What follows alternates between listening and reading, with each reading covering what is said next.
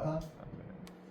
자, 오늘 마태복음 3장 1절로 17절 말씀은 이제 예수님이 공생애를 시작하기 직전에 요단강에서 세례 요한에게 세례를 받는 장면이 나옵니다.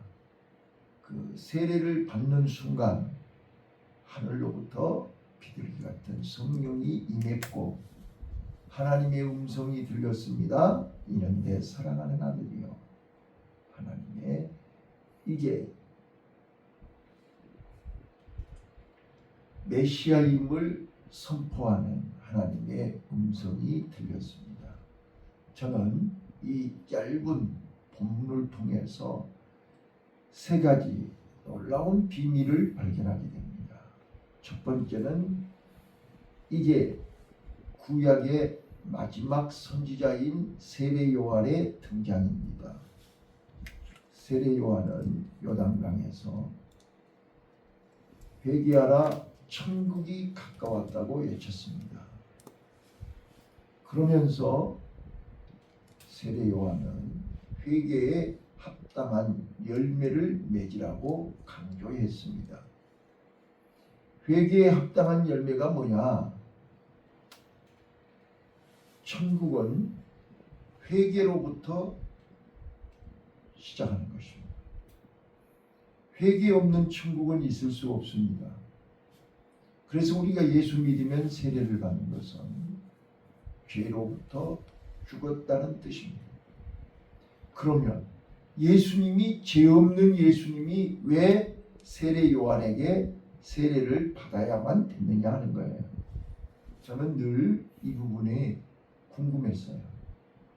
왜 예수님이 공생애를 시작하시면서 세례 요한에게 요단강에 가서 세례를 받으셨을까? 자, 오늘 15절에 답이 있어졌어요. 잘 보세요. 예수님이 세례 요한에게 가서 세례를 받으려고 할 때 요한이 말렸습니다. 내가 예수님에게 세례를 받아야지 어떻게 예수님이 내게 와서 세례를 받습니까? 그러니까 15절에 예수님이 잔소리하지 말고 허락해라. 내가 세례를 받아야 모든 의를 이루게 되느니라. 이렇게 말씀하시고 세례를 받으신 거예요. 자, 15절 읽어보겠습니다. 시작. 예수께서 대답하여 가라사대 이제 허락하라. 우리가 이와 같이 하여 모든 의를 이루는 것이 합당하니라 하신대 이에 요한이 허락하는지라. 이와 같이 하여 모든 의를 이루는 것이다. 이 말씀 이해하시겠습니까?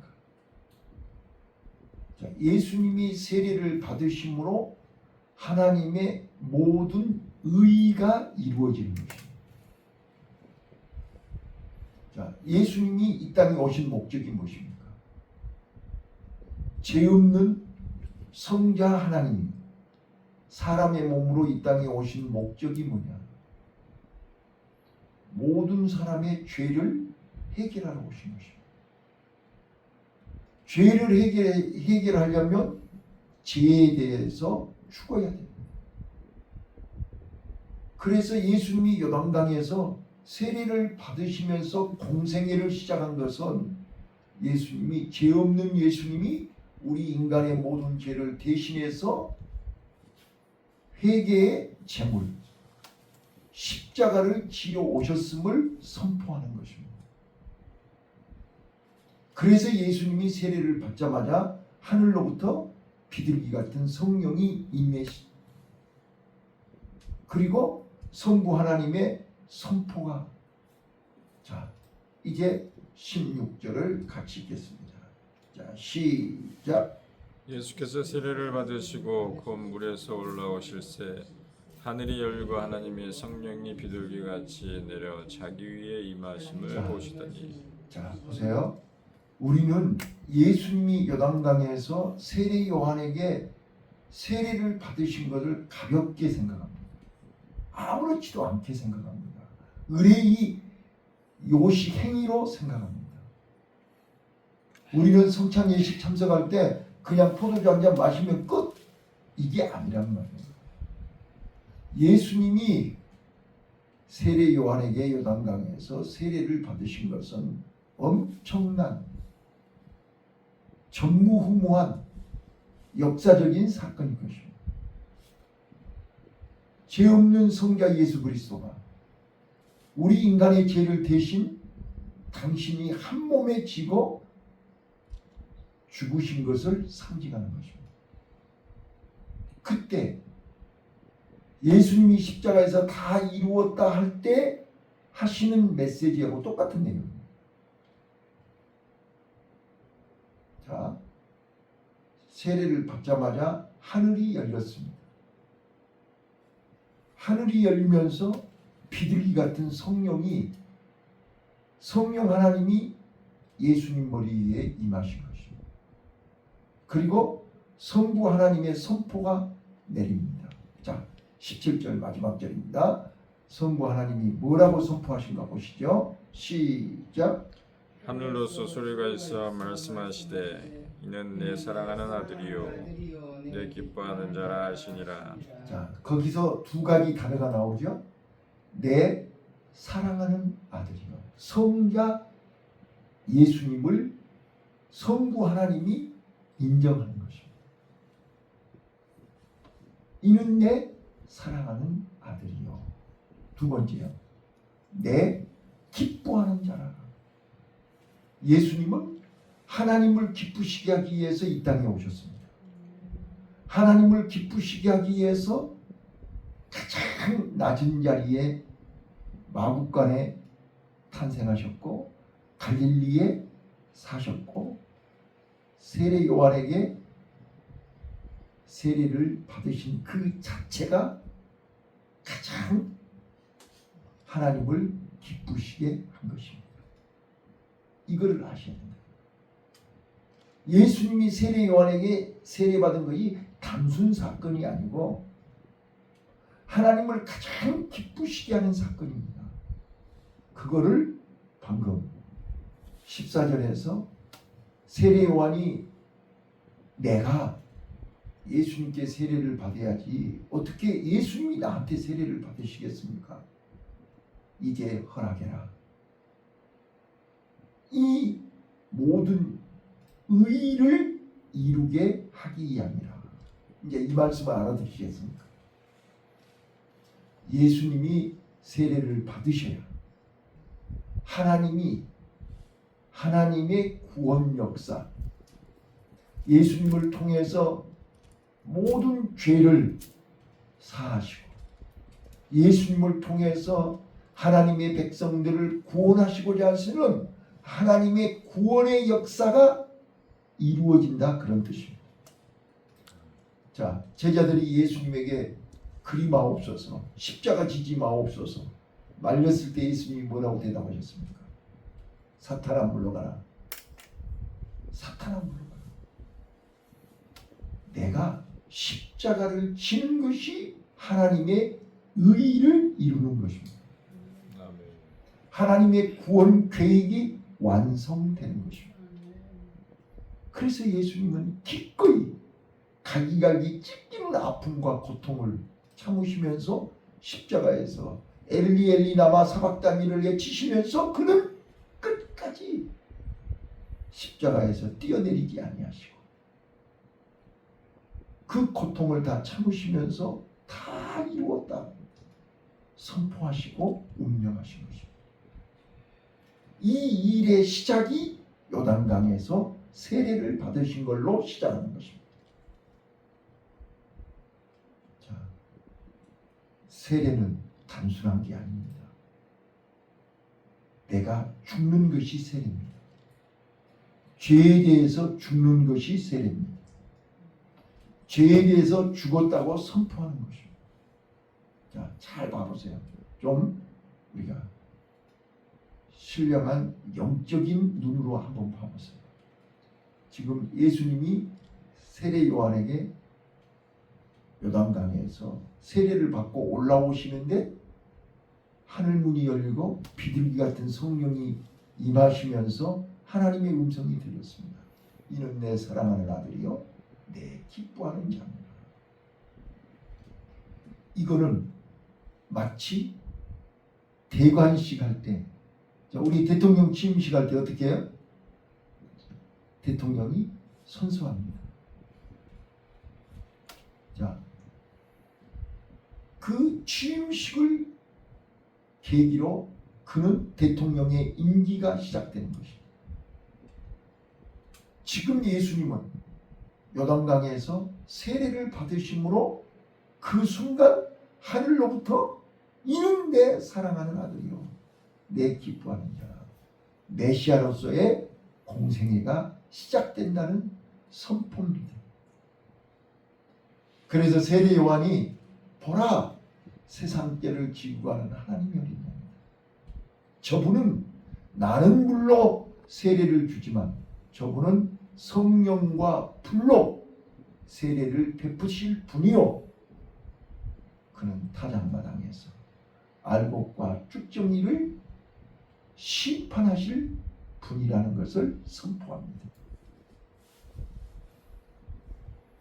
오늘 우리는 이제 마태복음을 시작하면서 세례 요한을 통해서 우리에게 주는 교훈을 깨달으셔야 됩니다. 자, 세례 요한은 누굽니까? 방금 말씀드렸던 것처럼 구약시대의 마지막 선지자입니다. 말라기 선지자가 예언했던 마지막 엘리야가 등장하는데 그 엘리야가 세례 요한입니다. 주의 길을 예비한 자입니다. 광야에서 주의 길을 준비한 사람입니다. 재림 예수의 길을 예비하는 준비하는 현대판 말세의 세례 요한이 나와 여러분이 되시기를 바랍니다. 그래서 세례 요한은 특별한 사람입니다. 뭐가 특별합니까? 예수님을 알아보는 눈이 열린 것입니다. 예수님이 성령과 불로 세례를 주실 분임을 알아보는 것입니다. 예수님이 알곡과 쭉정이를 타작마당에서 심판하시는 심판주임을 아는 것입니다. 그는 죄인을 구원하러 오신 구원자임을 알아본 것입니다. 그래서 예수님은 세례를 베풀었던 주인공이 되는 것입니다. 그래서 세례 요한은 거절했습니다. 감히 내가 어떻게 메시아를 예수님께 내가 세례를 베풀겠습니까? 예수님이 뭐라 했습니까? 이제 허락해라. 비록 내가 성자 하나님이지만 이 땅에 내가 내려온 목적이 뭐냐? 모든 사람들의 죄를 대신해서 내가 짊어져야 되기 때문에 그 모든 죄를, 그 모든 의의를 이루어야 되기 때문에 내가 세례를 받아야 됩니다. 자, 이 말 속에 두 가지 뜻이 있습니다. 첫 번째는 무엇입니까? 사명입니다. 예수님이 이 땅에 오신 사명입니다. 메시아의 사명입니다. 그리스도의 사명입니다. 십자가 지러 오신 메시아입니다. 오늘 우리는 사명에 살고 사명에 죽는 것입니다. 그런데 많은 사람들이 사명을 놔버립니다. 사명을 소홀히 여깁니다. 그래서 타락하는 것입니다. 그래서 힘을 잃어버리는 것입니다. 자, 엄마는 왜 강합니까? 자식을 책임져야 된다는 것 때문에 강해진 거 아닙니까? 자식이 없는 엄마는 강할 리가 없습니다. 그러나 자녀를 낳은 엄마는 그 자녀를 내 생명보다 더 귀하게 여기기 때문에 강해야만 됩니다. 자, 오늘 우리는 천국 때문에, 우리는 천국에 가야 되기 때문에, 하나님 앞에 서야 되기 때문에 타작마당에 알곡이 돼야 되기 때문에 우리는 강해야 됩니다. 우리는 사명을 귀하게 여겨야 돼요. 사명을 놔버리면 쭉쟁이입니다. 목사도 쭉쟁이, 장로도 쭉쟁이, 안수집사도 쭉쟁이. 사명을 놔버리면 다 쭉쟁이. 예수님은 끝까지 다 이룰 때까지 사명을 붙잡으신 것입니다. 저는 이 성경을 묵상하면서 순간순간 나도 사명을 놔버리고 싶을 때가 많았습니다. 겟세마네 동산에서 땀방울이 핏방울이 되도록 기도할 때 예수님은 이 잔이 내게 그냥 지나가게 해주세요. 내가 꼭 이 잔을 마셔야만 합니까? 이 잔 안 마셔도 되는 거잖아요. 하나님, 내가 꼭 이 잔을 마셔야 해요. 자, 가룟 유다가 로마 병정들을 끌고 오면서 예수님에게 키스를 하고 예수님 손을 붙잡고 쇼를 하는 거 얼마나 역겨웠겠어요. 다 쉐려버렸으면 좋겠죠. 근데 예수님은 모른 척 하시고 네 하고 싶은 일이라 빨리 얼른 나 잡아가라. 예수님 그러시지 않았어요? 또 재판받고 있는데 베드로가 예수님 모른다고 욕까지 하면서 예수님을 부인할 때 얼마나 속상하셨겠어. 그래, 그래도 나는 베드로 너는 믿었다. 근데 너 맞아? 아니 주님이 가시는데 어디까지 죽는 데까지 따라간다 한 놈이 불과 몇 시간 전에 그렇게 호언장담했던 그가 여자 앞에서 모닥불가에서 예수님 모른다고 3번이나 부인해? 예수님 귀에 안 들렸을까요?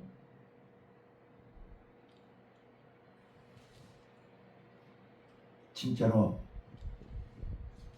예수님이요, 내가 왜 이 십자가를 져야 돼? 내가 저런 놈들을 살리려고 내가 이 일을 해야 돼? 저 순간순간 그럴 때 많아요.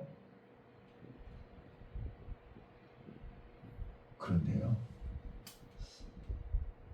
사명은 누가 주신 것입니까? 하나님이 주신 거 아닙니까? 이 일을 하고 나를 이 자리에 세우신 거 아닌가요? 이 일을 하고 하나님이 오늘까지 나를 연단하고 훈련시켜서 이 자리에 세우신 거 아닌가요? 저도 인간적으로는요, 사명 놔버리고 싶어요. 인간적으로는 아무것도 하고 싶지 않아요. 진짜는 누구 말처럼 후를 다 털어버리고 시골로 가버리고 싶어요. 인간적으로. 그런데 그때마다 하나님이 그래요. 내가 너에게 준 사명이 뭐냐? 그 일을 하고 후를 벗어버리고 시골로 가라고 너 지금까지 40년 동안 목사로 있었냐? 여러분, 세례 요한의 사명은요, 예수님이 십자가를 지실 수 있도록 세례 베풀고 그 현장에서 사라집니다. 이게 세례 요한이에요. 제가 늘 말씀드렸잖아요. 가나온 인잔치집에서 마리아는요, 예수님을 소개하고 그 자리에서 사라지는 것입니다. 이게 마리아의 사명이에요. 세례 요한의 사명은요, 예수님이 공생애를 시작하실 수 있도록 요단강에서 세례를 베푸시는 것이 그분의 마지막 사명입니다. 보라, 이분은 성령과 불로 세례를 베푸시는 분이요, 또 타작마당에서 알곡과 쭉정이를 심판하시는 분이다. 그 얘기를 하고 세례 요한은 사라지는 것입니다. 이게 주의 길을 준비하는, 주의 길을 예비하는 자의 사명입니다. 저는 나와 내 가족, 내 자녀들, 그리고 하나님이 나에게 맡겨주신 성도들을 알곡 성도 되도록, 천국 곳간에 알곡으로 들어가도록, 회개에 합당한 열매를 맺도록 세례 요한이 바리새인과 사두개인들이 와서 세례를 베푸는 것을 보고 있을 때 뭐라 했습니까? 너희들이 아브라함의 자손이라고 해서 구원받는 게 아니야. 천국은 신분으로 가는 게 아니야.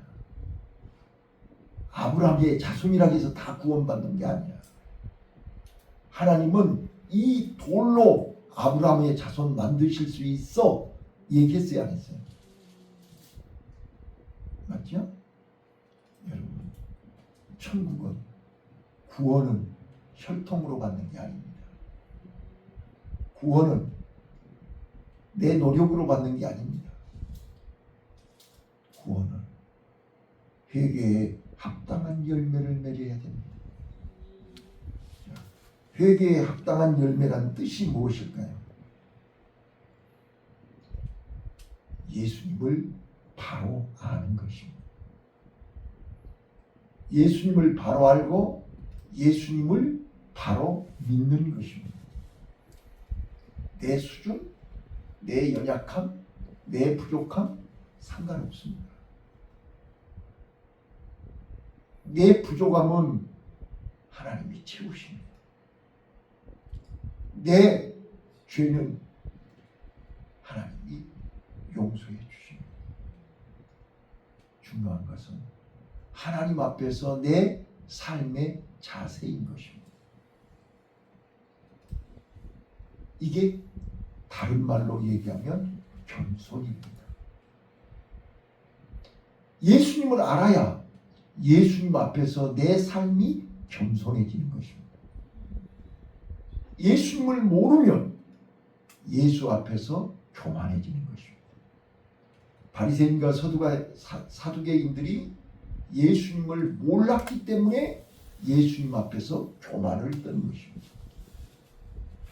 세례 요한이 바로 그 이야기한 거예요.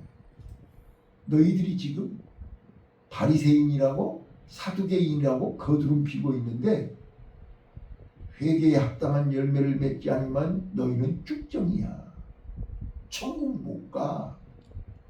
쭉정이가 어떻게 천국을 가요? 오늘 예수님을 바로 알아야 됩니다. 그래서 너희들이 무시하고 너희들이 함부로 하는, 우습게 여기는 저 예수가 성령과 불로 세례를 베푸실 분이야. 알곡과 쭉정이를 심판하는 심판자야.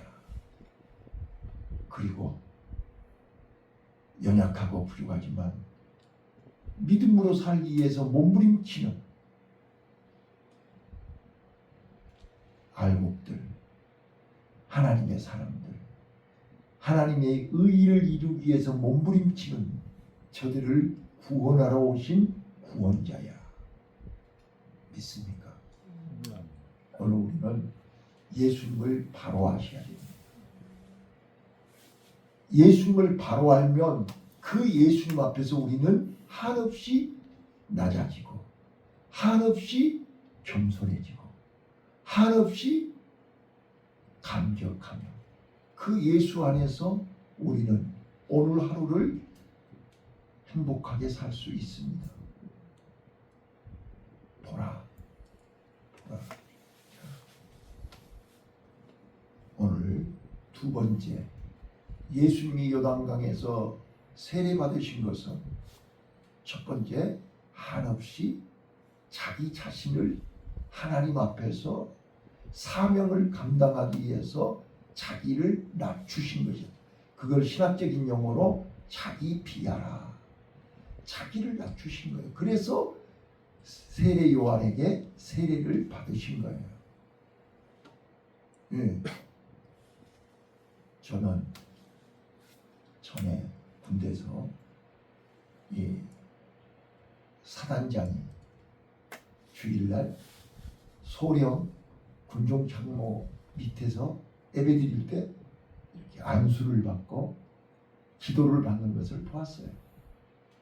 마치 예수님이 세례 요한에게 세례 받는 게 그런 거 아니에요? 그러니까 군종 장로가 이 사단장님, 내가 어떻게 감히, 당신은 목사고 나는 집사 아니요? 계급 가지고 하는 게 아니잖아요. 사명입니다. 오늘 우리는 사명 앞에 최선을 다해야 됩니다. 사명을 놔버리면 쭉전입니다. 오늘 하늘나라 갈 때까지 우리는 끝까지 사명을 붙들어야 됩니다. 하나님이 그 사명 때문에 우리의 건강을 책임져 주실 것입니다. 그 사명 때문에 우리의 삶을 하나님이 지켜주실 것입니다. 죽고 사는 것, 내가 존재해야 할 이유는 사명입니다. 그리고 그 사명을 잘 감당하고 역사 속에 아름답게 사라지는 것입니다. 저는 우리 교회와 우리 센터를 저는 아름답게 하나님 앞에 드리고 사라질 것입니다.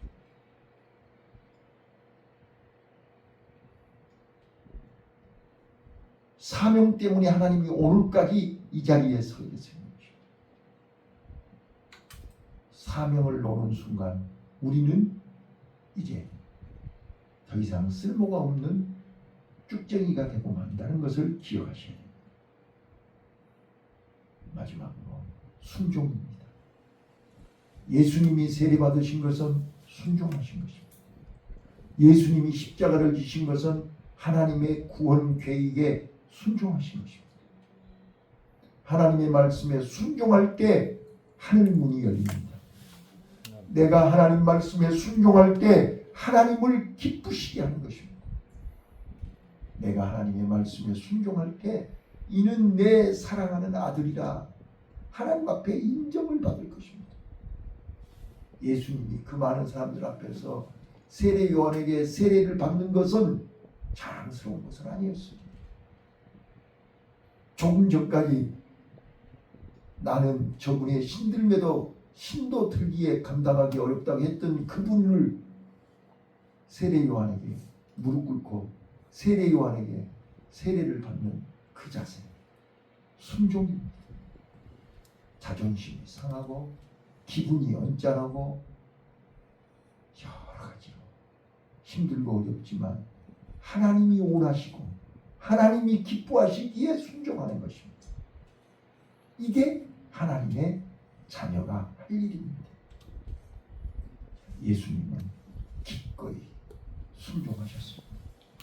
오늘 우리요, 예수님이 요단강에서 세례 요한에게 세례 받으신 장면을 기억하면서 두 가지 단어를 꼭 기억하십시오.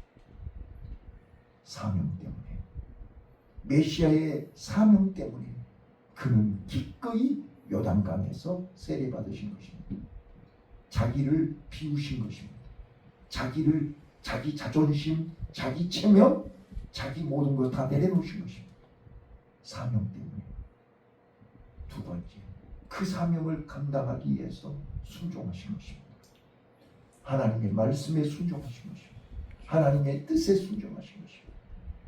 내가 세례받는 것이 이 모든 의의를 이루는 것이다. 알고 계셨습니다. 그래서 세례 요한에게 그것을 가르쳐 주신 것입니다. 너와 내가 요단강에서 세례를 베푸는 것은 하나님의 의의를 이루는 것입니다. 오늘 나와 여러분이 이 새벽에 하나님 앞에 예배하며 오늘 하루를 회개에 합당한 열매를 맺는 것은 하나님의 의의를 이루는 것입니다. 하나님을 기쁘시게 하는 것입니다. 오늘 힘들고 어려워도 기쁨으로 순종하십시다. 기쁨으로 사명을 감당하십시다.